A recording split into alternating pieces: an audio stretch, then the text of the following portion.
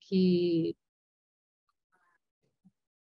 se por acaso, não sei, tiver alguma coisa que alguém às vezes se anime e de colocar e depois não gostaria que ficasse por alguma razão na gravação, avisa, tá? Porque pode acontecer, né? Sei lá, a gente não sabe o que cada um está vivendo, então daí avisa, se não avisar, né? 1, 2 dias depois aí a gente libera as gravações, tá? Bom, para a gente, então, que está chegando, eu vou, vamos, para quem está chegando agora, sejamos todos bem-vindos. Eu vou fazer a minha audiodescrição. Eu sou uma mulher branca, de cabelos grisalhos, estou com óculos de uma armação prateada, estou com um brinco de bolinha, estou com um batom rosa, uma camiseta que tem uma gola meio amarelo-limão, tenho um cordão vermelho no meu pescoço com pingente dourado.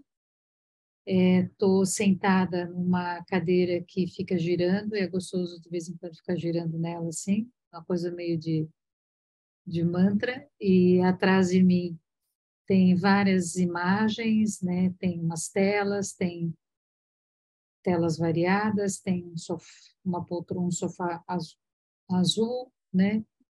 Tem 3 focares na parede aí para ajudar a lembrar, né? De onde nós viemos, para dar força, e é isso. E vou começar compartilhando com vocês, né? Para a gente ir chegando e deixando lá para trás, né? De onde a gente está saindo, desse nosso dia.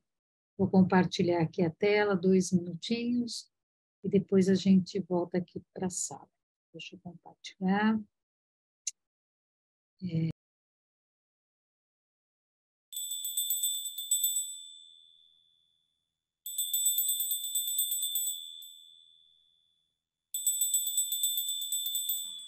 Vou banindo pela terra e ar, vou banindo pelo fogo e mar, vou banindo pra purificar, vou banindo pra exterminar.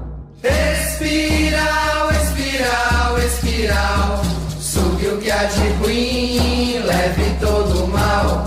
Espiral, espiral, espiral, sugue o que há de ruim, leve todo o mal.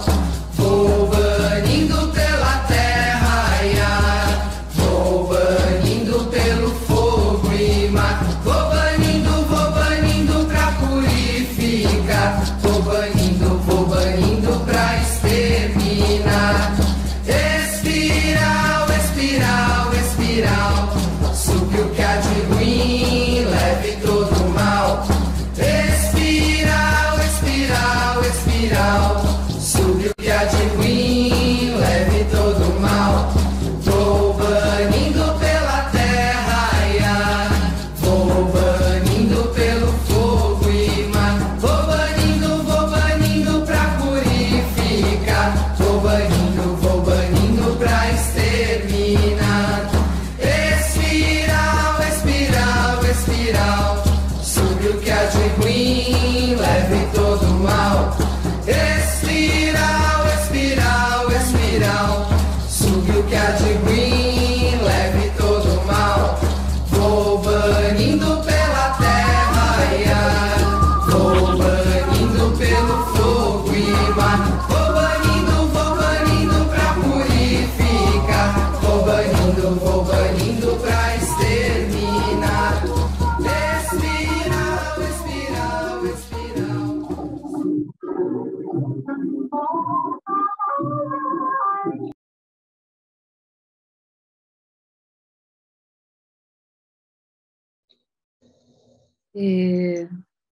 Bom, hoje quem vai conduzir na nossa discussão, né, vai ser nossa querida Maria Graciata Tupinambá. E para te receber, Maria, Eu fui pedir ajuda aqui para Eliane Potiguara. Então, para te receber, quero te oferecer uma fala dela.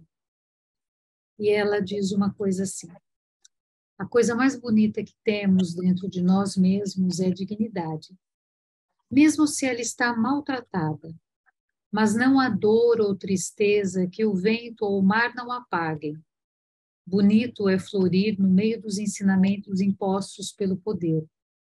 Bonito é florir no meio do ódio, da inveja, da mentira ou do lixo da sociedade. Bonito é sorrir ou amar quando uma cachoeira de lágrimas a partir do nada. Bonito é renascer todos os dias. Um futuro digno espera os povos indígenas de todo o mundo. O importante é prosseguir, é comer caranguejo com farinha, coco seco com beiju e mandioca. Pedimos que os nossos espíritos se elevem ao mais sagrado da sabedoria humana e receba a irradiação do amor, da paz e do conhecimento a todas as nossas cabeças indígenas e de outras etnias e povos, transformando todo o pensamento discordante, conflituoso em pensamentos de paz e que construa a unidade entre todos os seres do planeta. Seja bem-vinda, com você a palavra. Auéria, boa noite, Beneditona. Eu também vou me autodescrever. Sou uma indígena mulher, estou com cocar cinza e uso um óculos preto. E atrás de mim tem uma parede verde na porta. E tenho pele vermelha.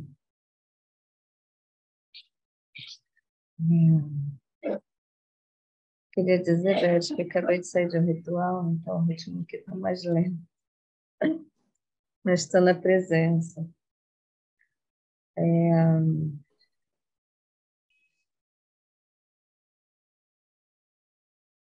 Primeiro, eu queria pedir licença às minhas ancestrais, da minha linhagem, todas aquelas que vieram antes de mim. Quero pedir também licença a todas vocês que estão aqui, todas e todos, para que eu possa me expressar. Eu quero abrir esse dia de hoje, nosso, com um canto. Quero oferecer... Está dando para ouvir agora? Melhor? Quero oferecer esse canto de abertura para a gente iniciar nosso encontro.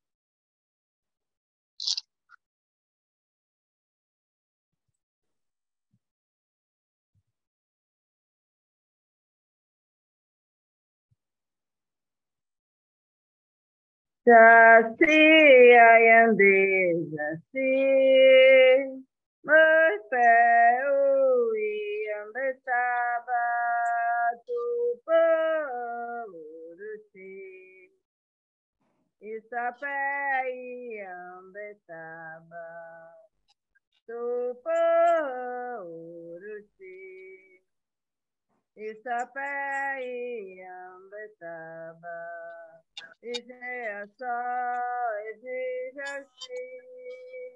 oi, ije bom. Ije só, ije obito pão. Ei, ambeta wabi. Ije só, ije obito pão. Ei, ambeta wabi. Auéria, esse é um canto da minha etnia, ele é cantado em tupi. Lendo um pouco de Copenhague, vejo que as nossas lutas são as mesmas, ancestralmente. Copenhague também, como eu, sofreu extinção de povo, como eu sofro violência, como eu, sofreu apagamento, mas a força que nos guia, que nos rege, a todos e todas, nos trouxe até aqui no dia de hoje. Então, eu queria só contextualizar a minha existência. Eu sou uma indígena mulher. Primeiro eu sou indígena, depois eu sou mulher. Faço parte de um movimento chamado Movimento Aracunas Pluricultural, da qual Eliane Potiguara faz parte. Então foi bem legal, Brett, você prestar essa homenagem à nossa parenta. A nossa ideia nesse grupo é estar escrevendo a nossa história a partir de nós mesmos, do nosso território corpo, porque nós somos da tradição da oralidade, mas precisamos também nos abrir para outras formas de comunicação. Então, é importante que fique escrito, relatado, tudo o que a gente sente, pensa, vive numa sociedade antropocêntrica. O Krenak fala do capitalocentrismo, né? Que antes o homem era o centro, o ser humano, agora é o capital. Então, essa é a nossa pauta, essa é a nossa luta. Eu luto desde os 18 anos pela causa indígena. Estou a... Acho que tem que aumentar, né? Eu estou há 40 anos nessa luta. Comecei aos 18, estou com 58. Enfim, hoje compartilhava com Beth. É bem bonito a gente falar das nossas belezas, da nossa força, ancestralidade, pertencimento. Mas é importante também falar dos nossos desafios, das nossas causas, das nossas lutas. Não é novo para os povos originários a luta pela sobrevivência por terra e território. Não tem nada novo. O que todos estão assistindo com perplexidade é muito antigo para todos nós. A gente já está acostumado a resistir. Eu sou um exemplo disso, então eu sou uma indígena mulher que tem um genro pataxó de outra etnia, meus filhos tupinambá, eu tenho um neto pataxó Ramahan, que é a linhagem que cruza duas etnias, a pataxó e tupinambá. E eu estou aqui no sul da Bahia, moro num município chamado Serra Grande. Nós somos pioneiros de uma nova aldeia, que nós vamos levantar aqui, uma aldeia ligada à educação, porque sentimos que as universidades não nos contemplam. E nós somos ligados a um movimento chamado Ecoversidade, então estamos montando aqui em Serra Grande a Ecoversidade Intercultural dos Povos, para todos os povos, não só indígenas, mas pretos, MST, todos os povos, quilombolas, enfim, porque somos povos irmanados, né? Ancestralmente.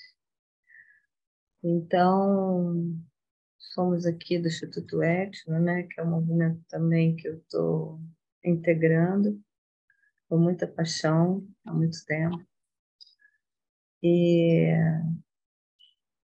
prestes a trazer a concretude física dessa ecoversidade, que vai ser uma universidade livre para mulheres, para que elas possam se empoderar no seu pertencimento, que a gente possa formar lideranças conscientes, integradas, integrais, nesse planeta tão maravilhoso, tão inclusivo, tão inclusiva, que é essa nossa terra, mãe. Então, eu estou honrada de estar aqui, viu, Beth, em nome da tua associação, por esse convite, estou agradecida. Vai ter momentos que meu genro vai estar aqui, minha filha também. Então, vamos estar, nossa família, habitando esses espaços. Eu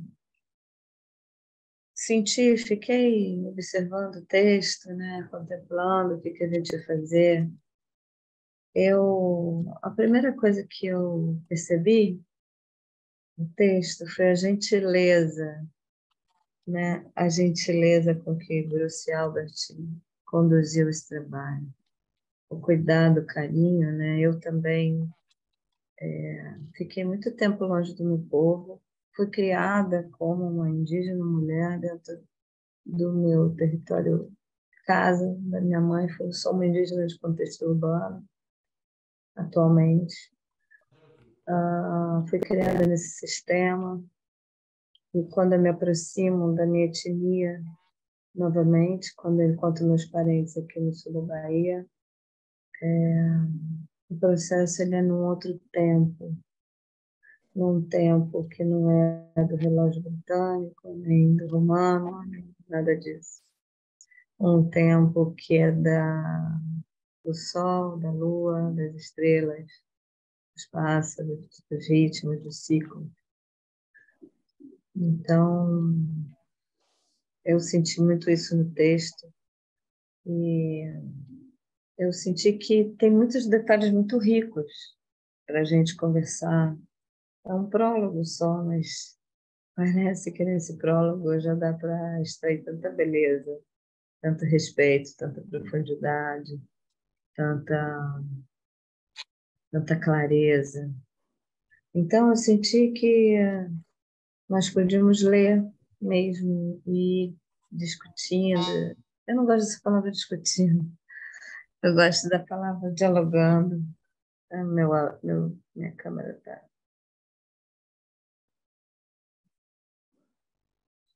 Minha câmera está com uma questão, não sei o que.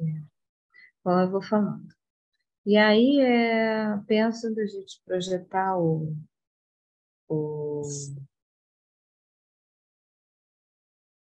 texto, o que você acha, Beth? A gente projeta o texto, eu tenho aqui também, se quiser, posso compartilhar, mas eu acho que eu não estou com o rosto, é vocês que têm que compartilhar. E a minha ideia, então, assim, eu extraí alguns temas, né, só para contextualizar esse prólogo, que é o que a gente vai abordar hoje, né? Então, Bruxelas organiza da seguinte forma, né?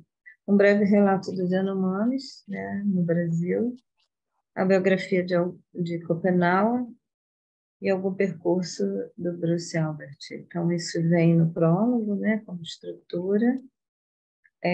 Também fala de como é posto o livro, né, os capítulos, como é que eles são organizados, e fala também sobre a grafia, pronúncias e glossários.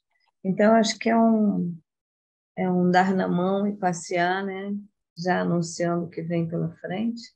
Então, acho que a gente podia estar lendo e conversando um pouco, bem livre, sim. A gente podia projetar o texto e dialogando, porque tem questões que são bem relevantes, né? Que são questões históricas, de datas, que é legal saber, mas também tem conceitos bem profundos que a gente podia estar trazendo para a nossa roda. Então, se vocês concordarem, a gente podia fazer assim. O que vocês acham? Pode ser? Fica bom?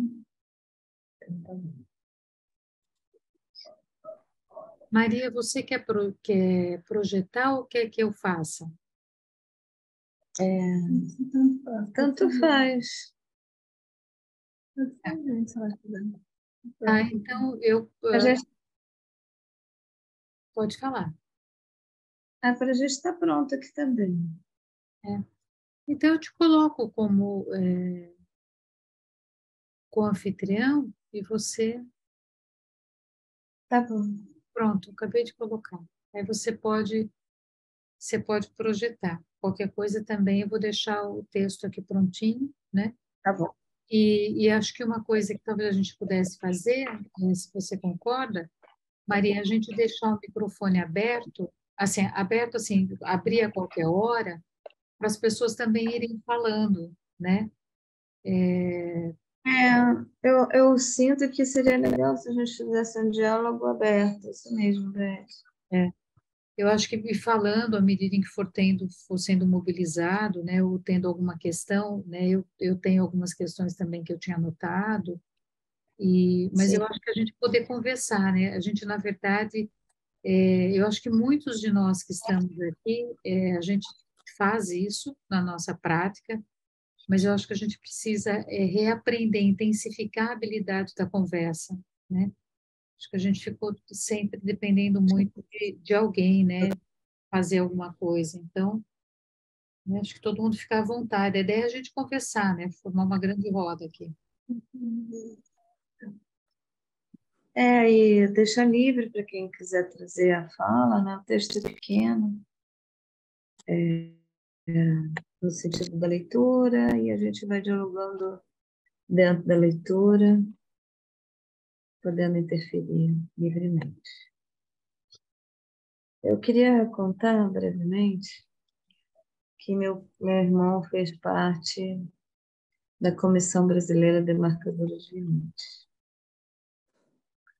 E essa entrada no Brasil Central, ela foi muito agressiva, muito violenta. Mas meu irmão conta com muita poesia o dia que ele pegou malária e caiu na floresta densa. E ali você cai numa floresta amazônica, né? Tudo pode acontecer. E ele foi resgatado pelos parentes. E quando ele acordou, ele estava numa grande pagelança, sendo cuidado com todo afeto e carinho. E isso marcou muito a existência dele. Então, parte desse prólogo tem um pouco da nossa história também. Quem quer começar?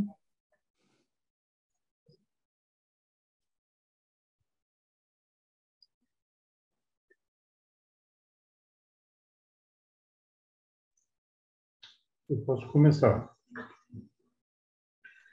Esse livro, ao mesmo tempo relato de vida, autoetnografia e manifesto cosmopolítico, convida a uma viagem pela história e pelo pensamento de um xamã Yanomami, Davi Copenaua. Nascido há 6 décadas no norte da Amazônia brasileira, no alto rio Tototobi, Amazonas, num mundo ainda muito afastado dos brancos, Davi Copenaua viu-se confrontado desde a infância, no decorrer de uma existência muitas vezes épica, com os sucessivos protagonistas do avanço da fronteira regional, agentes do Serviço de Proteção aos Índios, SPI, militares da Comissão Brasileira Demarcadora de Limites, CBDL, missionários evangélicos, trabalhadores de estradas, garimpeiros e fazendeiros. Seus relatos e reflexões que coletei e transcrevi em sua língua, antes de reordená-los e redigi-los em francês, propiciam uma visão inédita, tanto por sua intensidade poética e dramática, como por sua perspicácia e humor do mau encontro histórico entre os ameríndios e as margens de nossa civilização. Davi Copenaua quis, desde o início de nossa colaboração, que seu testemunho atingisse a maior audiência possível. Este prólogo se propõe, portanto, a oferecer alguns elementos de referência indispensáveis para orientar minimamente os leitores interessados na aventura de sua leitura.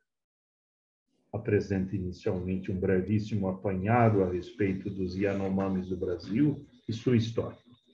Em seguida, um resumo da biografia de Davi Copenaua, autor das palavras que constituem a fonte viva deste livro, bem como algo do percurso do autor destas linhas que buscou restituir seu saber e o sabor em forma escrita.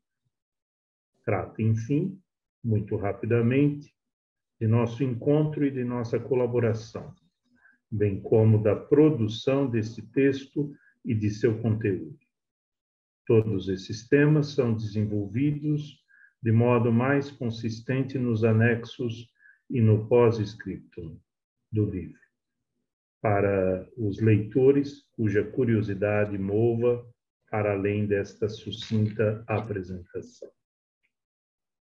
Eu acho que essa apresentação é tranquila, né? Podemos seguir? Ele só apresenta a estrutura do livro. E o que chama atenção é que desde o início ele tem esse respeito pela cultura, né?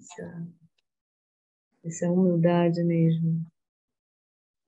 Então, se todos estão de acordo, a gente pode seguir a leitura e aí a gente comenta, vamos parando e comentando, né? Eu continuo?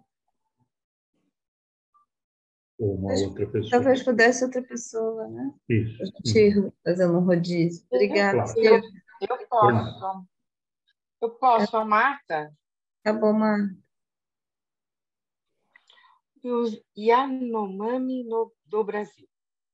Os Yanomami constituem uma sociedade de caçadores, coletores e agricultores de Coivara, que ocupam um espaço de floresta tropical de aproximadamente 230 mil quilômetros quadrados nas suas duas vertentes, da Serra Parimá, divisor de águas entre o Alto Orinoco, sul da Venezuela, e a margem esquerda do Rio Negro, no norte do Brasil. Formam um vasto conjunto linguístico e cultural, isolado, subdividido em várias línguas e dialetos aparentados. Sua população total é estimada em mais de 33 mil pessoas, repartidas em cerca de 640 comunidades, o que faz deles um dos maiores grupos ameríndios da Amazônia, que conservaram, em larga medida, seu modo de vida tradicional. No Brasil, o território Yanomami, homologado em 1992, com o nome de Terra Indígena Yanomami, estende-se por 96.650 quilômetros quadrados no extremo norte da Amazônia, ao longo da fronteira com a Venezuela. Conta com uma população aproximadamente de 21.600 pessoas, repartidas em pouco menos de 260 grupos locais. Cada um dessas comunidades é, em geral, formado por um conjunto de parentes cognáticos, cujas famílias são idealmente unidas por laços de intercasamento, repetidos por 2 ou mais gerações, e que reside em uma ou mais várias casas comunais de forma cônica ou troncônica. Os primeiros contatos Um minutinho só. Tem 3 palavras nesse trecho que eu não conheço, se alguém puder me esclarecer. Agricultores de Coivara, não sei o que é isso, não sei o que é parentes cognáticos, e essas casas comunais troncônicas. Eu procurei, bom, se quiser falar, eu procurei no dicionário, mas acho que a Maria pode falar com mais propriedade. Não, pode falar se quiser, mas essa primeira palavra é coivara é aquela velha forma de fazer agricultura queimando para plantar, né, que é antiga. E cognáticos são aqueles parentes que vão casando entre si, né? Vão tendo casamentos entre famílias, né? E essa forma cônica é a forma de como é feita a casa, né? Troncônico. É, é o formato da casa, né? Muito obrigada. Os primeiros contatos esporádicos dos Yanomami do Brasil com os brancos, coletores de produtos da floresta, viajantes estrangeiros, militares das expedições de demarcação de fronteiras ou agentes do CPI, datam do início do século XX, entre as décadas de 1940 e 1960. Algumas missões católicas e evangélicas e postos do SPI se instalaram na periferia de suas terras, abrindo assim os primeiros pontos de contato regular, fontes de obtenção de bens manufaturados e também de vários surtos de epidemias letais. No início da década de 70, esses primeiros avanços da fronteira regional seriam bruscamente intensificados, primeiro pela abertura de um trecho da perimetral norte ao sul das terras Yanomami em 1973. E passados 10 anos de trégua com a interrupção de uma corrida pelo ouro sem precedentes em sua região central em 1987. A construção da estrada foi abandonada em 1976 e a invasão dos garimpeiros relativamente contida a partir dos meados da década de 90. Entretanto, intensas atividades de garimpo foram retomadas nesses últimos anos e, além disso, a integridade da terra indígena Yanomami vem sofrendo novas ameaças, tanto de companhias mineradoras como da frente da agropecuária local, interessadas em expandir suas atividades a oeste do estado de Roraima. Alguém quer continuar? Vamos dar uma paradinha, acho que esse parágrafo aí, esse texto, acho que tem muito tema relevante, né? Então, se vocês quiserem comentar, eu tenho algumas questões, só para a gente fazer um intercâmbio, o que chama atenção para vocês, não sei se Beth tirou alguma coisa desse texto, eu tirei, mas queria perguntar o que vocês acham. Priscila? Vocês têm informações atualizadas sobre como está essa questão do garimpo nas terras Yanomami, que parece que houve um aumento enorme de garimpeiros em terras indígenas, especialmente também entre os Yanomami? Sim. Eu não sou especialista nos Yanomamis, mas eu me interesso por toda a nossa cultura, né?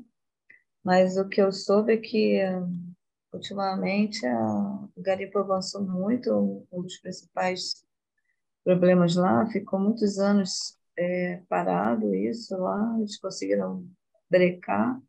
Esse é um dos apelos de Copenhague, né? A questão toda é que os próprios parentes estão indo para o garimpo, né, à busca de novas oportunidades, então isso vai tornando tudo muito complexo de administração, né, de administrar. Estão se perdendo muito parente para o garimpo, para poder trabalhar no próprio garimpo, mas a situação lá está bem complexa, né? Eu acho que eu ainda há pouco tempo assisti um documentário muito bom sobre esse momento lá. Eu posso depois passar para vocês o nome. E tem um lançamento novo também que fala um pouco dessa corrida para ocupar, né, o centro-oeste do país e o norte, enfim, a Amazônia, que se chama Xingu, um documentário novo, muito bom. Ele é muito didático, né, para a gente assistir. Então, eu sei que a situação está bem grave, né? Hoje a gente comentava, Beth, mais cedo sobre as campanhas que estão lançadas aí de apoio aos povos Yanomami. Claro que esse governo deixou muitos povos numa situação muito de risco, de dizimação, de violência, enfim. Mas os Yanomamis, essa situação aí que está descrita, por um tempo foi passada, mas agora é realidade de novo. Dizem que tem mais de 50 mil garimpeiros nas terras Yanomamis. Beth, se tiver mais dados, ou alguém, não é uma especialidade, mas é o que eu sei até aí. Priscila está com a mão levantada, se quiser falar, Priscila. Boa noite. Não, eu fiquei pensando nesses dias, né, até por conta da minha formação aí, minha construção, né, como arte terapeuta, mas eu sou da história, né, então, pensando que esse grupo é um grupo de reflexão, mas que essa reflexão também tem um propósito, né, de entender melhor esse país e se apropriar, né, do que nós somos e nós temos sido, e também as minhas aulas de formação de professores foram tomadas por essa pauta, né, que eu me senti, como eu já disse anteriormente, mais apta, já que eu participo com vocês aqui a falar sobre essas questões, né? Antigamente, até antes desse grupo, eu falava muito da questão da África, né? Mas, assim, as permanências, né? Mas falando aqui, não só como historiadora, né? Porque como historiadora a gente tem essa questão das permanências e das rupturas, né? E eu acho que esse grupo busca rupturas, mas a gente tem se confrontado com permanências, né? Então, você acaba de falar que essa questão dos anos 60 está voltando de novo, mas a gente pode ir um pouco mais fundo se a gente pensar na questão da psicologia analítica e no conceito arquetípico, né, de formação da nossa nação, que eu acho que talvez seja o que mais me entristece, assim, porque são 500 anos e a gente continua tendo alguns arquétipos muito permanentes, né? O arquétipo do conquistador, o arquétipo do conquistador, o arquétipo do predador, esses arquétipos, né? Pautando as escolhas cidadãs, né? Então, assim, a gente tenta formar uma nação, fazer uma história de povo, né? Claro que esse conceito de nação é um conceito problemático, né? Face ao capitalismo. Eu falo de uma forma ideal nesse conceito, né? Então a gente tenta construir esse povo, essa nação, esse coletivo. A gente já falou aqui tantas vezes de sonhar coletivo, né? E de ser sujeitos coletivos, né? E a gente se depara com esses grandes arquétipos, né? O arquétipo do caçado, do caçador, o arquétipo daquele que se apropria da natureza e dessa natureza dando respostas, né? E, recentemente, eu tive uma reunião também de estudo, né? no meu grupo de estudo, porque eu estou em formação, né? E a professora trouxe, né, a questão da grande mãe, né? A grande mãe, e eu nunca tinha pensado nisso. Ela perguntou quem foi o primeiro brasileiro. E como a gente, quando estuda Brasil, a gente começa a falar de Brasil lá pelo 19, né? E aí é uma questão para vocês também, que eu gostaria de aprender, né? A gente começa a falar de Brasil no 19, por quê? Porque a gente entende historicamente que é quando surge o brasileiro nascido, né, desse encontro, né, do indígena com o branco, o suposto branco, né, mas o colonizador, o europeu, e o africano. Então, ali a gente é Brasil, ali é brasileiro, né? Então, a gente tem um marco temporal de nação do 19 construído a partir da miscigenação, mas, claro, com uma série de escolhas também do que é o miscigenado e quem é que se sobrepõe, né? Mas o projeto de nação do próprio Pedro II, que surge no 19. E aí ela faz essa pergunta, né? Mas quem é o primeiro brasileiro? Eu fiquei assim, depois de muitos anos, né, de leitura, de estudo, eu falei assim, ué, mas só passei a pensar em brasileiro, né? Brasileiro, com essa ideia da nação, né? Mas aí ela fala, né? Ela retoma de forma arquetípica o custo que essa... Preciso parar, pessoal? O custo que essa negação de o brasileiro ser aquele nascido do útero da mãe indígena, da mulher indígena, porque ele é o primeiro, né? Então, o primeiro brasileiro é quem? É nascido de quem? De alguém que é da terra, né? De alguém que é daqui. Não é um estrangeiro, até porque o nosso conceito de identidade, né? De nacionalidade, desculpa, é nascido em território, né? Aquele que nasce em território brasileiro é brasileiro hoje, vamos dizer, né?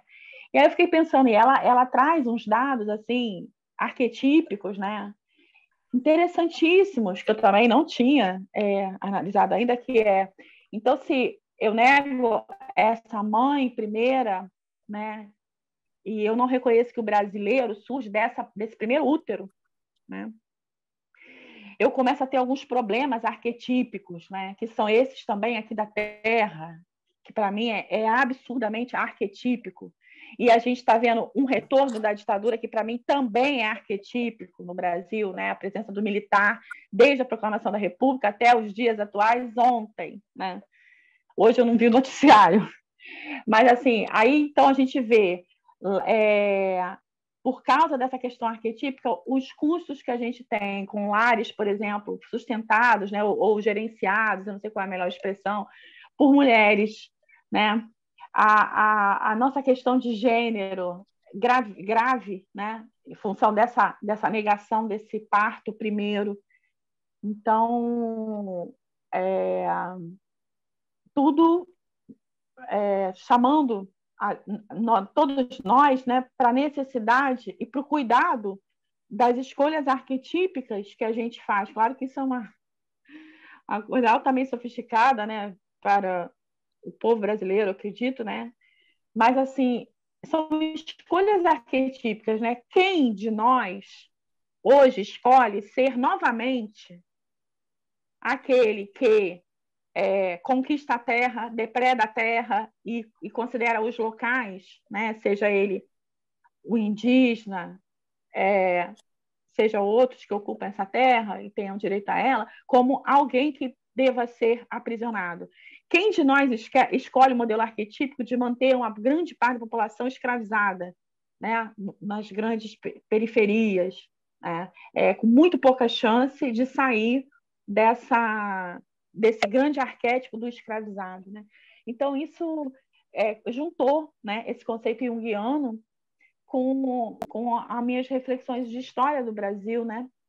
E agora eu olhar esse parágrafo para mim traz de novo a questão arquetípica que está flutuando, né, no ar e que algumas pessoas ainda ousam tomar para si sem nenhuma consciência de que, na verdade, são reprodutores dessa força primeira, né, tão forte que o Jung chamava, essa força latente, viva, né, vivo. É isso que eu queria falar. Obrigada.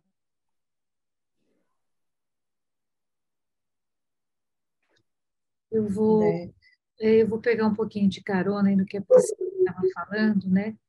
E eu vou até voltar um pouquinho atrás, lá da primeira parte que nós lemos, que eu falei, bom, vou deixar passar, mas aí como a ideia ficou aqui, eu falei, acho que é melhor falar.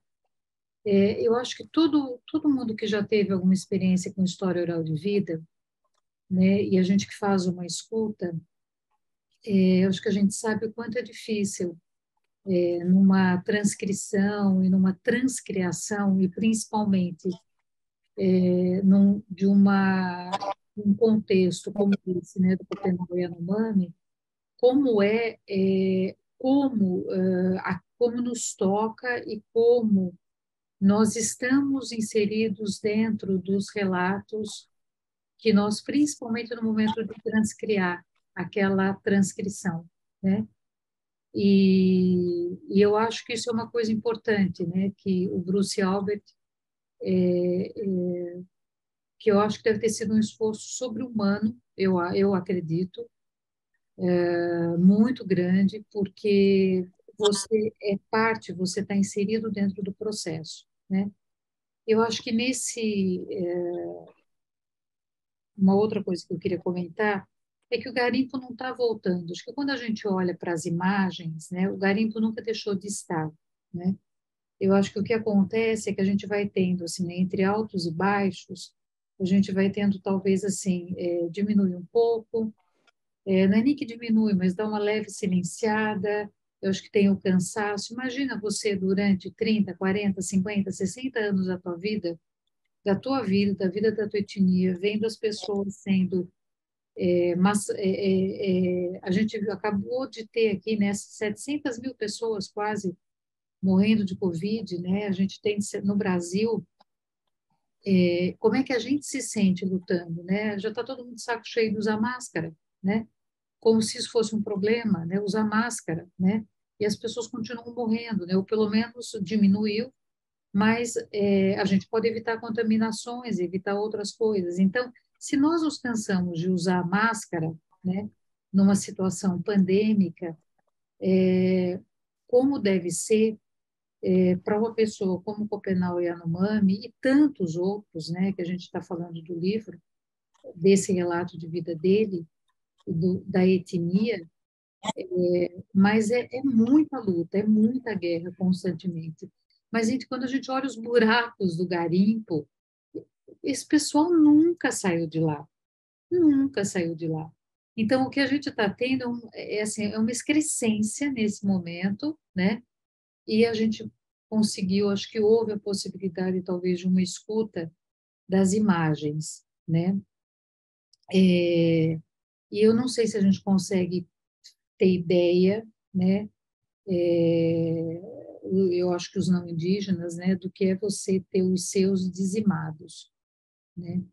E acho que essa dizimação ela continua quando, né, a gente vai tendo também indígenas, assim como a gente tem dentro da floresta, seringueiros, né, mas que acabam cedendo, né, ao vil metal, ou pelo menos a uma ilusão, ou se é fruto de um cansaço. Eu acho que a gente vai ter oportunidade de talvez entender isso ao longo do livro, né? E por último, um ponto que eu queria era a questão da estrada, né? O que essas estradas representam, né? Acho que nós temos uma dificuldade muito grande, a ideia, né, de pisar a terra com cuidado, de pisar a terra, né, com delicadeza e de ir sentindo a terra, a relação que nós vamos estabelecendo, e muitas vezes até do ponto de vista, né, da psicologia analítica, às vezes a gente abre estradas, assim, a gente rasga os caminhos, né? E a gente não percebe que ao invés de rasgar os caminhos, que os caminhos eles se fazem durante a caminhada, né? Então acho que toda a estrada que ela é aberta, ela é aberta não é para facilitar a vida ou para dar mais dignidade para a população que ali mora, né? Mas eu acho que as estradas são muitas vezes essas atitudes assim agressivas que nós fazemos na tentativa de encurtar ou de facilitar caminhos. E acho que caminhos que eles não podem ser facilitados, porque esse facilitador de caminhos, ele é extremamente agressivo. Ele não é um facilitador de caminhos para que a gente sinta o lugar. Nós mudamos a paisagem para que a gente possa passar, né? Então, eu queria também dar esse pontapé aqui, porque eu acho que essa questão das estradas, ela é muito importante e que, enfim, eu acho que simbolicamente ela tem uma importância grande também. O problema é que quando se rasgou as estradas, rasgou as culturas, né? Foi um processo violento, ele não foi um processo democrático no sentido horizontal, né? Não foi perguntado, eu acho que voltando um pouco na questão da Priscila, né? Falar um pouco do povo pindorâmico, né? Segundo Darcy Ribeiro, o Brasil é da Ilha Brasil, né? Não tem muita relação com o pau-brasil necessariamente, lá voltando muito atrás. Mas para nós tem um significado que essa terra seja chamada Pindorama, terra de palmeiras, né? Então, a gente está no movimento pindorâmico para que a gente possa olhar para esse país de uma forma mais originária, no sentido de honrar quem veio antes, né? Quem estava aqui eram os povos originários, e ser filho dessa mãe também é não esquecer, não apagar que a mamãe foi violentada, estuprada e desrespeitada nas suas origens. Isso tudo corre nas veias de muitos de nós até hoje, né? Então, eu creio que não podemos esquecer disso, né? Não adianta a gente falar da beleza sem falar do que aconteceu, né? Da nossa história violenta. Então, hoje, o que está acontecendo é fruto do que vem acontecendo desde sempre, entende? Não que a gente minimize isso, mas, pelo contrário, é hora da gente soltar nossa voz e falar com pertencimento, com garra, com coragem, para que a gente possa ter futuras gerações que não repitam toda essa tragédia humana, na realidade. Porque a Terra, ela se recupera, ela se regenera. Nós é que temos que fazer uma reflexão sobre a nossa existência aqui, né? O quanto a gente afeta e é afetado por ela, no sentido do afeto, do amor. Eu costumo dizer que a gente não ama o que não conhece. É muito difícil você amar alguma coisa que você não conhece. Então, conforme a gente vive realmente dentro dos ciclos, dentro das ruas, dentro dos cantos dos pássaros, a gente vai começando a perceber a beleza e vai se afetando com essa beleza, com essa inteligência, né? Hoje mesmo que a gente olhava uma rosa e estava do lado de outra rosa. A rosa branca do lado da vermelha. A branca começa a ficar um pouco vermelha. Então, essa inteligência, sabe? Essa cooperação, a gente tem muito que aprender ainda enquanto povo civilizado. Eu posso tirar dúvidas? Eu queria saber sobre Pindorama, então, é realmente o termo com o qual vocês se reconhecem, né? Não é o termo do colonizador, não, né?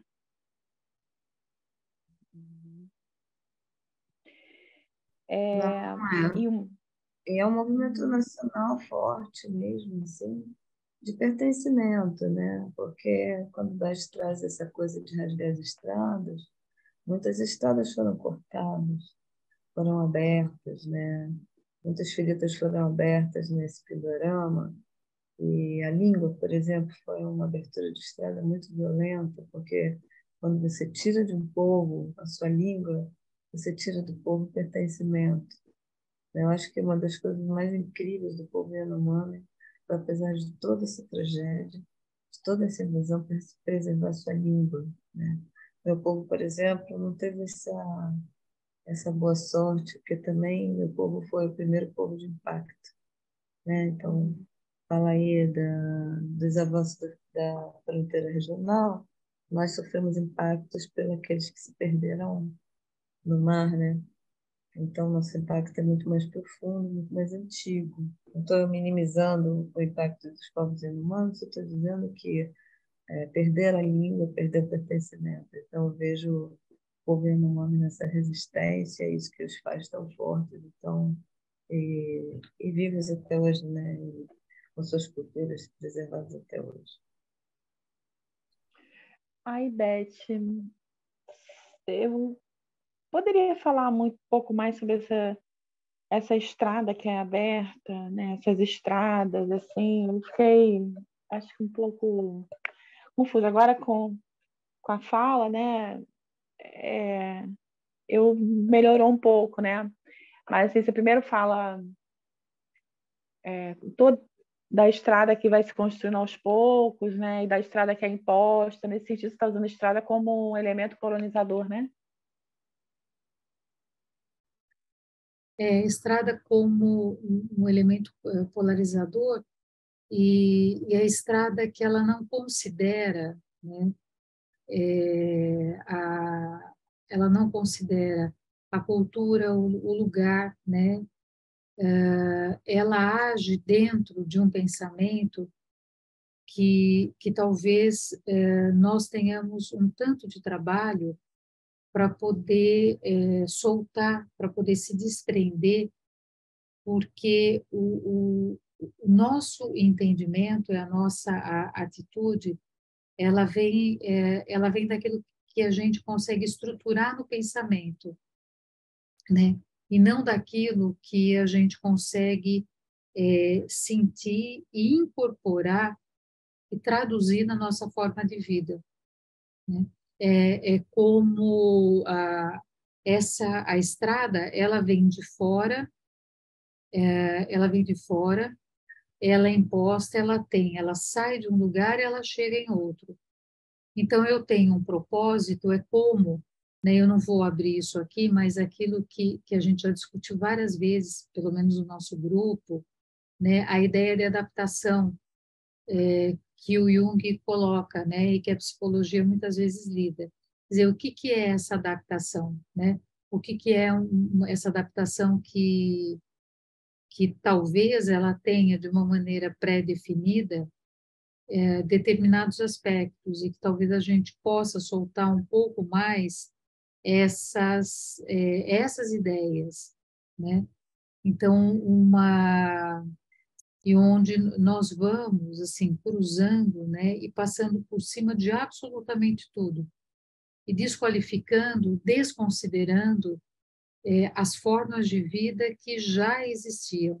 E aí nós estamos mais uma vez dizendo que o que determina é esse pensar antropocênico e não pensar e um viver de fato de uma forma única, né? As nossas mãos ficam sujas de terra e as nossas mãos não ficam com terra quando a gente mexe na terra. A gente vai lavar as mãos porque a gente vai comer, né? Não porque ela está com terra e eu vou pegar um alimento, né? Mas porque a minha mão está com o alimento terra, só que eu vou retirar para poder pegar um outro alimento.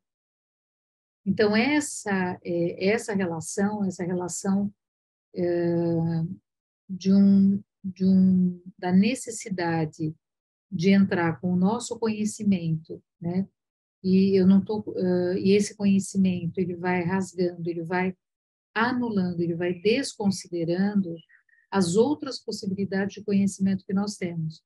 E eu sempre fico preocupada porque talvez assim lá no fundo, o que a gente carregue seja, embora muitos de nós não queiramos, mas nós carregamos verdades únicas, né? Ou pelo menos detentores de verdades que merecem rasgar o espaço alheio. Eu acho que a gente pode seguir, a gente vai ter outras oportunidades, eu acho que de falar sobre isso e pensar, mas eu acho que é uma coisa que merece muito, né, a nossa reflexão. Eu só queria comentar uma partezinha que chama muita atenção no que você falou, Beth, que é a nossa diversidade. Então, nesse trecho, fala de um povo, né, com 21.600 pessoas repartidas em 250 grupos locais. Né? A gente tem no país 305 povos com 274 línguas.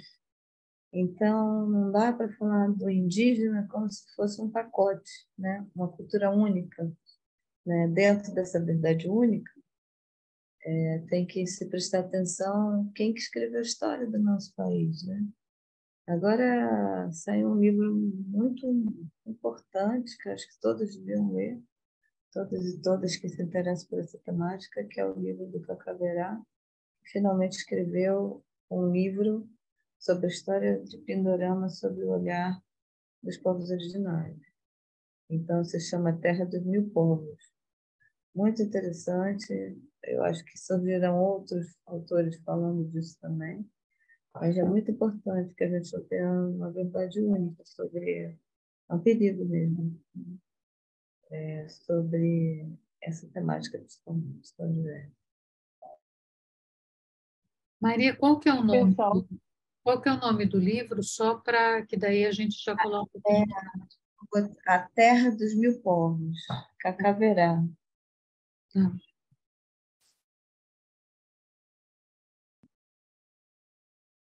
Eu acho que simbolicamente, só para não me alongar muito, mas quando a gente olha, né, as imagens, né, e essas formas, né, como é que as habitações são construídas e essa vivência coletiva, como ela também é provocadora, né? Porque quando eu tenho uma individualidade preservada e aquilo que eu vejo, o que eu compreendo, é que há uma individualidade preservada e muito bem preservada dentro de uma coletividade. Então, eu tenho, né, como a psicologia, né, eu tenho processos de individuação no coletivo, né, e só é possível, né, os nossos processos de individuação na relação com o outro.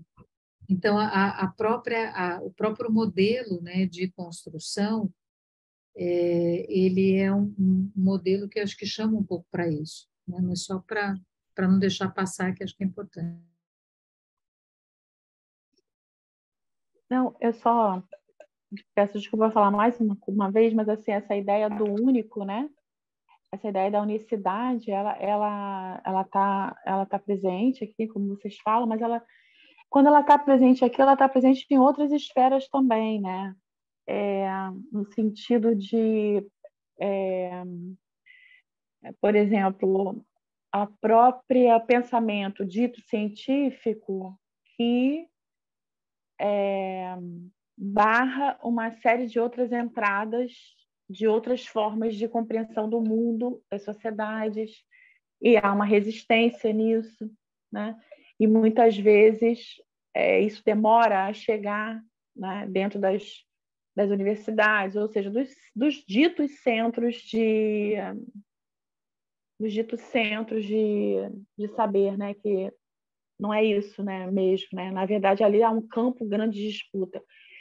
Essa ideia do único, da unicidade, ela se coloca aqui na questão, mas chega até nós, né?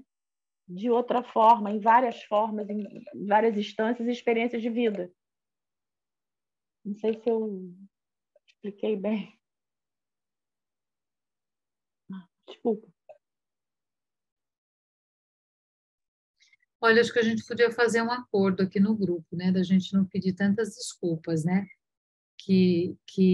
né, isso Tá bem. talvez seja uma deformação, né, assim, do cristianismo, né, porque a gente aprende minha culpa, minha máxima culpa, né, a sonoridade eu sempre achei bonita, né, porque aquela coisa lembra barbatuques, né, mas assim, acho que vamos, né, vamos parar de pedir desculpas, né, eu acho que é para a gente falar mesmo, todo mundo poder falar. É Assim, eu importante amei o a lugar de estrada, fala. só quero dizer isso. Eu amei a estrada, porque abriu muita coisa aqui. Eu acho que é importante esses lugares de fala, né? A gente assiste muita coisa, mas não se comunica nesse nível de profundidade, né, que a gente experimenta aqui. Então, é muito importante o lugar de fala. Né?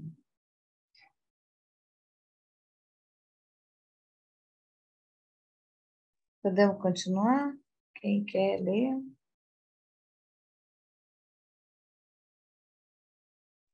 posso ler, só que eu vou ter que ler aqui porque meu texto não está... Vou ter que ler da própria tela porque meu texto está invertido. E aí tem que subir, né? Ou é essa parte aqui mesmo? Davi Copenaua? É essa parte. É aqui? Uhum. Tá bom. Então eu vou ler. Davi Copenaua nasceu por volta de 1956 em Maracanã, né? É isso? Grande casa comunal de cerca de 200 pessoas, situada na floresta tropical de Piemonte do Alto Rio Tobi, no extremo norte do estado do Amazonas, próxima à fronteira com a Venezuela. Desde o final da década de 1970, reside na comunidade de seus sogros, no sopé da Montanha do Vento, o Atoquiri, na margem direita do rio Demini, a menos de 100 quilômetros a sudeste do rio Totobi. Quando criança, Davi Copenaua viu seu grupo de origem ser dizimado por 2 epidemias sucessivas de doenças infecciosas propagadas por agentes do SPI, 1959 e 60, e depois por membros da organização norte-americana New Tribes Mission, 1967. Foi submetido por algum tempo ao proselitismo desses missionários que se estabeleceram no rio Tobi a partir de 1963. Deve a eles seu nome bíblico, a aprendizagem da escrita e um apanhado pouco atraente do cristianismo. Apesar da curiosidade inicial, não demorou a se indignar com o seu fanatismo e obsessão pelo pecado. Rebelou-se finalmente contra sua influência no final da década de 1960, após ter perdido a maior parte dos seus durante uma epidemia de varíola transmitida pela filha de um dos pastores. Adolescente e órfão, revoltado por sucessivos lutos devido às doenças dos brancos, mas ainda intrigado pelo seu poderio material, Davi Copenaua deixou sua região natal para trabalhar num posto da Fundação Nacional do Índio, FUNAI, no Baixo Rio Demini, em Ajuricaba. Lá se esforçou, em suas próprias palavras, para virar branco, entre aspas. Tudo o que conseguiu foi contrair tuberculose. Essa desventura lhe valeu uma longa permanência no hospital, onde aproveitou para aprender alguns rudimentos de português. Uma vez curado, pôde voltar à sua casa no rio Totobi, mas só por algum tempo. Em 1976, após a abertura da Perimetral Norte, foi contratado como intérprete da FUNAI. Assim, durante alguns anos, percorreu quase toda a terra Yanomami, tomando consciência de sua extensão e de sua unidade cultural, para além das diferenças locais. A experiência lhe deu também um conhecimento mais preciso da obsessão predatória dos que ele chama de povo da mercadoria e da ameaça que ela representa para a permanência da floresta e a sobrevivência de seu povo. Finalmente, cansado de suas peregrinações de intérprete, Davi Copenaua se instalou definitivamente em Uatoriqui, no início da década de 1980, depois de ter se casado com a filha do grande homem, Tata Ré, da comunidade. Este, xamã renomado, iniciou em sua arte e, tradicionalista convicto, tem sido desde então seu mestre de pensamento. Essa iniciação foi, para Davi Copenaua, a ocasião de uma volta às origens, graças à qual pôde retomar uma vocação xamânica, manifestada desde a infância, mas interrompida pela chegada dos brancos. Posteriormente, serviu-lhe de alicerce para desenvolver uma reflexão cosmológica original a respeito do fetichismo, da mercadoria, da destruição da floresta amazônica e das mudanças climáticas. No final da década de 1980, mais de 1.000 Yanomami morreram no Brasil, vítimas das doenças e da violência que acompanharam a invasão de seu território por cerca de 40 mil garimpeiros. Davi Copenau ficou... Oi? Um pouquinho para a gente... Sim, pois não. Talvez... Vamos ver aqui. Só para ver onde acaba o texto. Se a gente pudesse revisar agora a conversa, vocês querem ler até o final, outra pessoa, e aí a gente volta para o debate. Pode ser assim? Para revisar as falas. Obrigada, Priscila. Quem quer tocar daqui?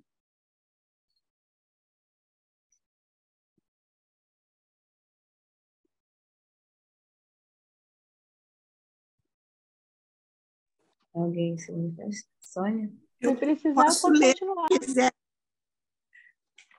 se quiser, eu posso continuar a leitura.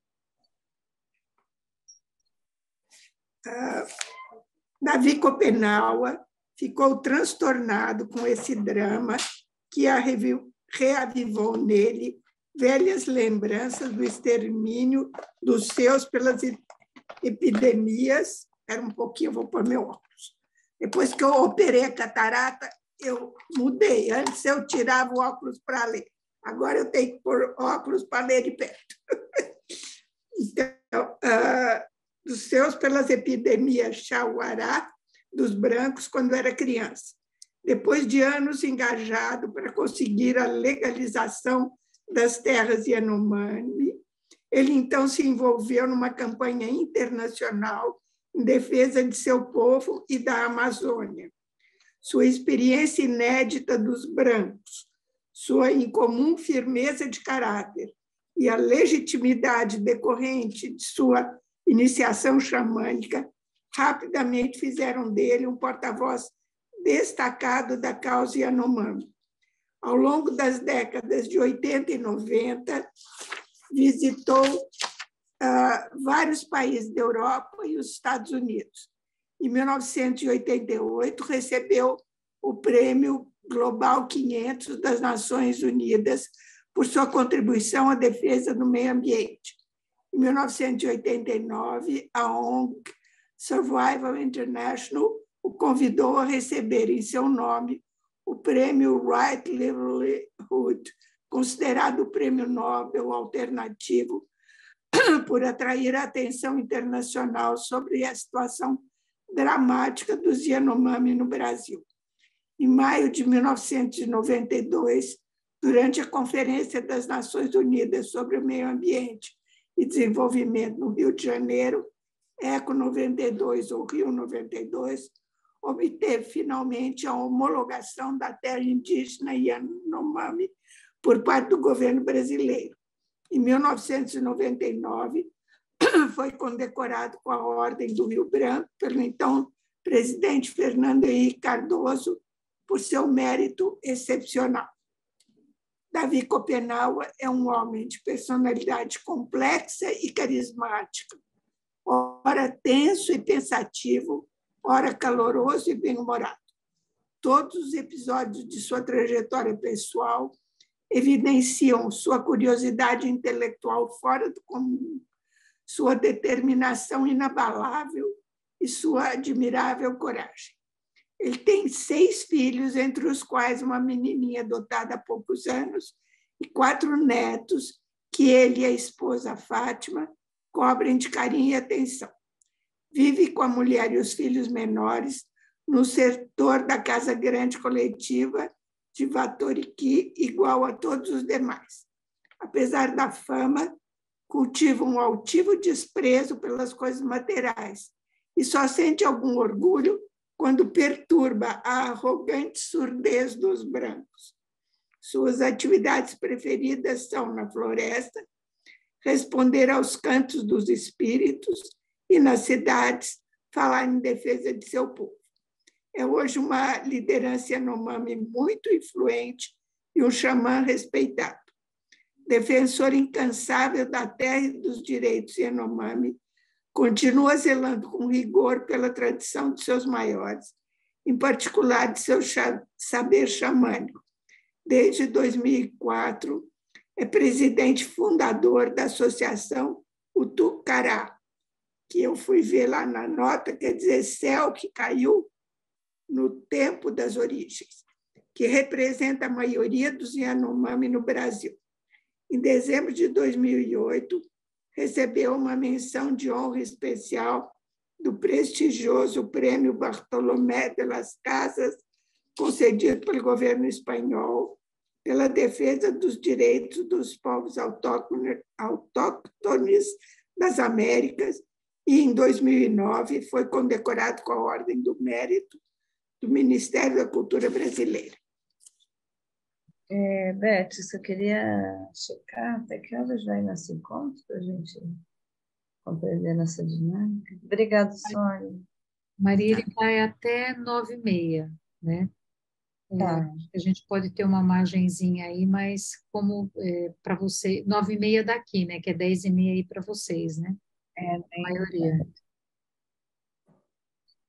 A gente podia abrir com um breve comentário, né? Talvez a gente, tendo lido esse texto, poder dar continuidade para a discussão dele num outro momento, né? A gente também respeitar o tempo, Cronos. Eu só gostaria de fazer um pedido.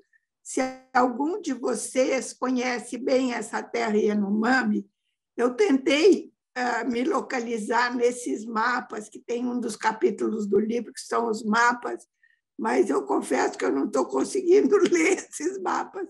Se alguém de vocês tem mais familiaridade, num próximo encontro, talvez contar para a gente um pouco como que é isso, tá bom? Tá, Sônia, Priscila, vou pedir licença aqui, só para... Sônia, eu vou ver se eu consigo postar no grupo. Tem, acho que, uns mapas que ajudam. Vou tentar colocar lá para a gente dando uma olhada, o que, claro, não impede da gente trazer e depois olhar juntos, né? Aí ao longo dos dias também, tá? Mas eu tento fazer isso, se mais alguém puder colaborar também, mas pode ficar tranquila, tá? Obrigada. A gente podia abrir, então, uma breve fala para a Priscila e a gente encerra. Pode ser, Priscila?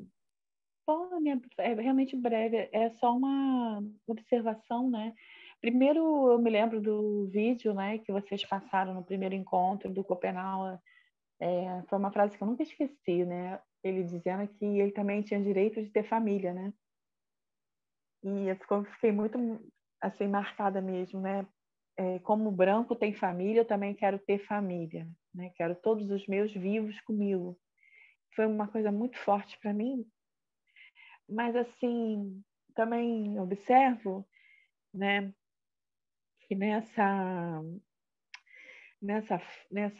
esforço de sobrevivência, né, uma humildade imensa de entrar nas estruturas, né, do branco para entender uma lógica alheia, né, e saber se movimentar. Estou falando isso porque ele foi trabalhar na FUNAI, né? E eu queria, assim, entender, né? Vocês que são indígenas do grupo, né? Explicar esse movimento, né? Se é isso mesmo, né? Mas, assim, essa disposição infinita de compreensão, né? A ponto de sair de si, né? Entrar no outro, né? Saber como o outro pensa, funciona, se organiza, para ter bases, né? De compreensão, mas também de ação, né? Isso também me chamou a atenção, assim, nessa trajetória dele, né? Eu creio que é mais uma questão de sobrevivência do que qualquer outra coisa, né? Um dia, Krenak estava com Copenau, e Copenau perguntou sobre o branco, né, que estava lá fora, quanto eles eram. E aí ele ficou... Krenak perguntou quanto eles são. E aí Krenak pensou, nossa, Davi conta os dedos das mãos quando eu vou falar para ele sobre a quantidade de branco. Aí falou, bom, eles são como as estrelas do céu, como as areias, né? São muitos. Ah, é? E o que eles comem? Ah, eles comem tudo. Eles comem árvores, eles comem rios, eles comem tudo, né? Então, tem que se conhecer, né? Esse comedor de coisas para sobreviver, foi estratégico. Né? Tem uma lógica muito estratégica nos povos, todos os povos têm essa estratégia muito consolidada. Né? Eu acho que Copenau é um dos pioneiros estrategistas da costura harmônica. Eu gostaria, então, Beth, se você me autoriza, está encerrando com o canto, né? Tá. Maria,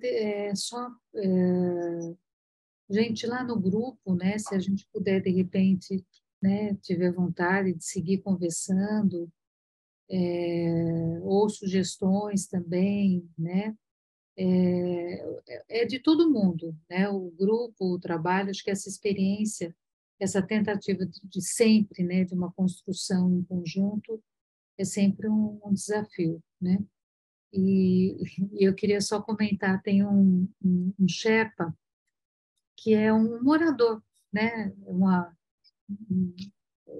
lá das montanhas do Himalaia, e ele fala que é um sujeito bem bacana, né, que tem a vida no meio das montanhas também, e ele fala que a coisa mais difícil, ele falou assim, eu tenho a maior dificuldade em conseguir dar crédito a algum ocidental, né? Eu falei, mas por quê? Ele falou, porque raramente um ocidental percebe a hora de parar, percebe a hora de retornar, né? Não consegue perceber. Né? E aí eu acho interessante isso, né? A gente perceber a hora de fazer os nossos, que não são retornos, né? Mas a gente poder, às vezes, saber a hora de parar. Maria, por mim, está com você? Beth, Oi. eu queria só complementar a sua frase, a sua fala agora, dessa hora de parar, porque a hora que você estava falando das estradas também, né, a forma como as estradas são construídas, vem muito, em última instância, a cultura do estupro mesmo, né? Que é a cultura europeia, branca, e que acomete brancos, negros, índios, nesse lugar que a gente veio parar, que é a América Latina. Eu queria dar uma sugestão para o grupo.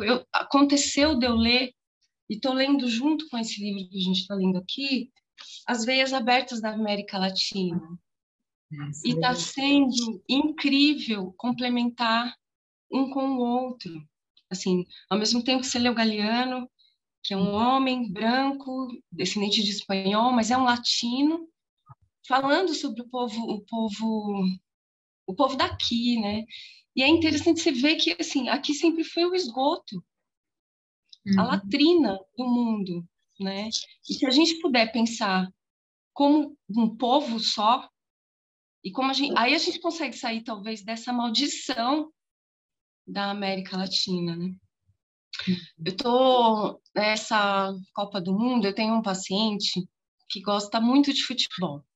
E ele vai sempre em todos os... Ele é um japonês brasileiro, mas toda a família dele veio do Japão, ele nasceu aqui. E ele gosta muito de futebol e de esporte. Então, sempre ele junta dinheirinho assim, aí toda Copa do Mundo ou Olimpíada, ele dá um jeito de viajar, né? Se ele não foi, mas está acompanhando muito de perto. E ele trouxe um dado muito interessante esses dias. Ele estava dizendo que as outras seleções, Marrocos, Argentina, tem uma torcida, é homogêneo, assim, é uma torcida que empurra a nação, assim, empurra a seleção. E que a torcida brasileira, não é uma torcida homogênea. Eles gritam, eles são muito inspirados, muito empolgados. É uma torcida que chama a atenção pela alegria, mas não faz um uníssono.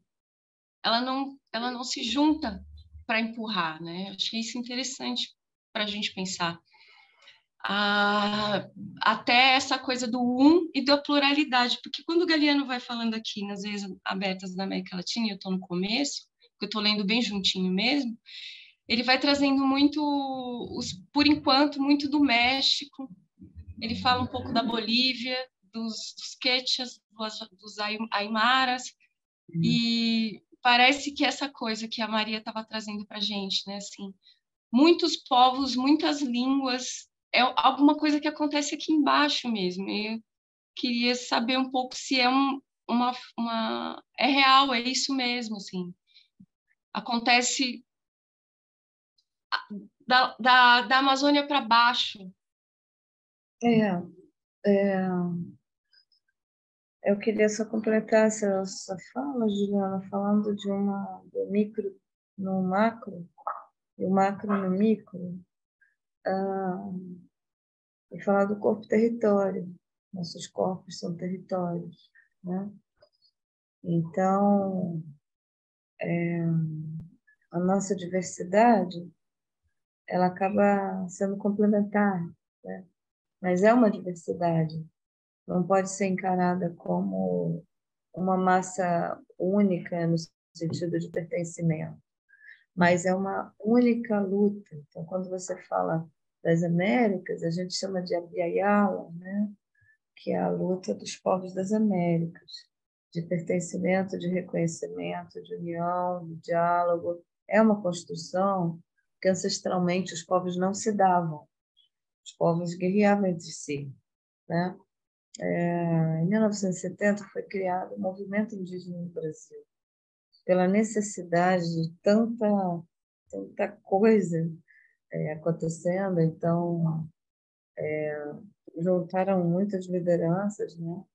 E que derivou na Constituição de 88, nessa pauta que já começou em setembro, no sentido de, tá, beleza, a gente diverge um monte de coisa, a gente tem particularidades, né? Mas a gente tem uma luta única, que é esse conceito de povo. Independente das nossas diferenças, vamos se unir para um único ideal, né? Hoje a gente tem um movimento crescente no Brasil chamado Inteiro dos Povos, que é um movimento que pretende unificar todos os povos, uma grande nação pindorama, né? Não só povos indígenas, como pretos, como todos os povos que estão aí lutando pelo bem viver, né? Então, é uma luta pelo bem viver. Todos são muito bem-vindos e bem-vindas, mas é uma união daqueles que realmente acreditam na possibilidade de construir viver agora, contemporâneo, com todas as dificuldades, em contexto urbano, em contexto rural, e sim, abaixo da Amazônia tem essa pluralidade bem clara, né? Então, vou falar do meu pertencimento. Nós temos o povo aqui no sul, extremo sul da Bahia, Tupinambá, Pataxó, Pataxó-Rorrônea. Nós temos nossos cantos, nossos rezos, né? Alguns são comuns, então, por exemplo, o povo Tupinambá e o povo Pataxó-Rorrônea tem cantos bem parecidos, assim, às vezes iguais, e ritualísticas, artesanatos, e, por exemplo, nós resolvemos aqui unificar o horário de todos os rituais de todas as aldeias e dias, para que a gente faça um grande rezo, uma grande força, mesmo separado territorialmente, mas unido pelo grande espírito.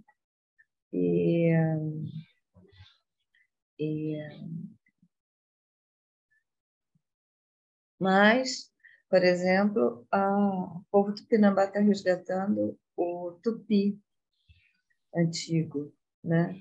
Então, agora a gente está estudando mesmo, assim, através dos nossos anciãos, resgatando essa memória, esse pertencimento, como eu falei, né? Língua para nós não é só uma forma de comunicar, uma forma de existência, é outro conceito.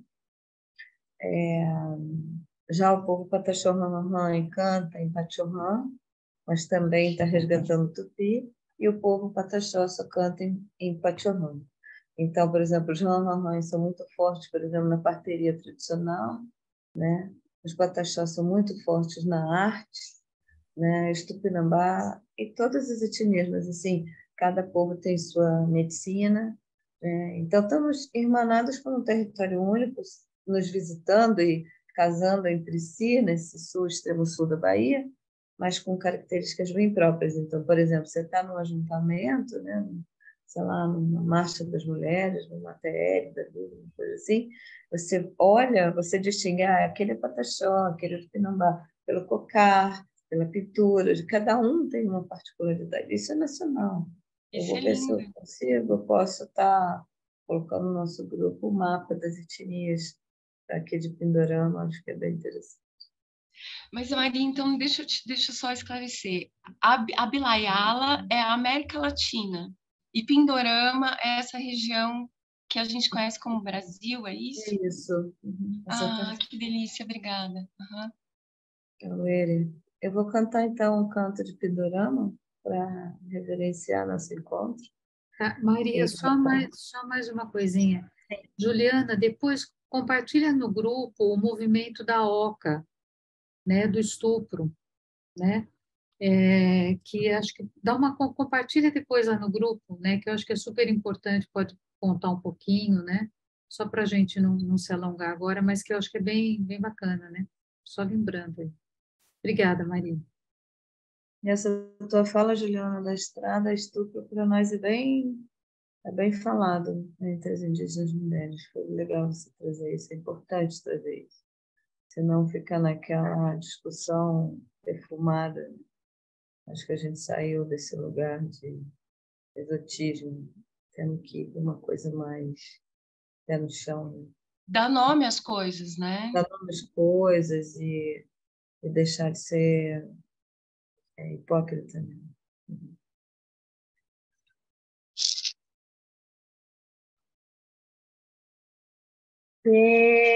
Pindorama,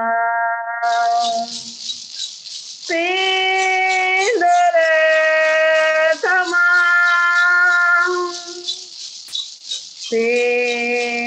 Pindorama,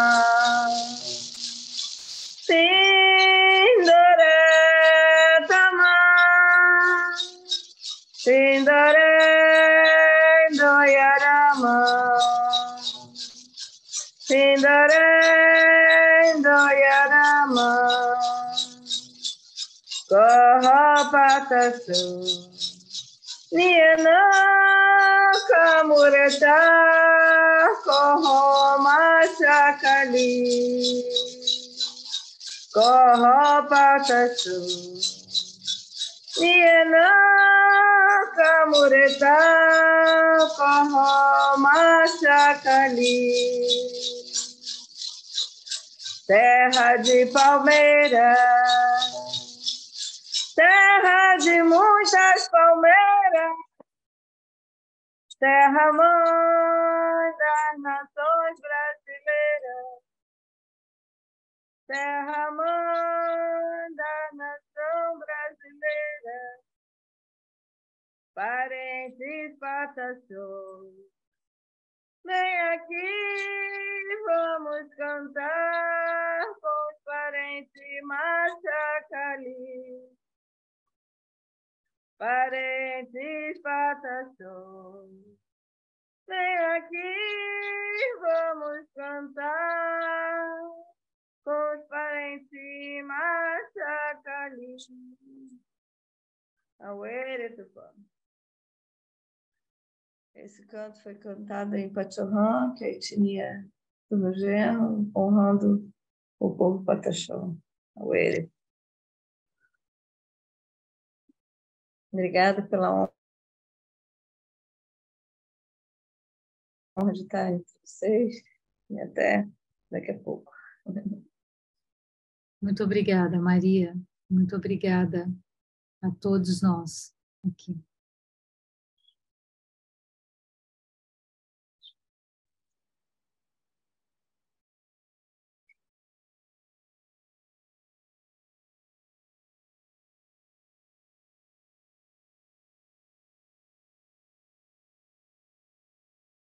Tchau, pessoal. Obrigada por tudo e até. Tchau, Priscila. Tchau, Giselda, Michele, Sandra, Marta.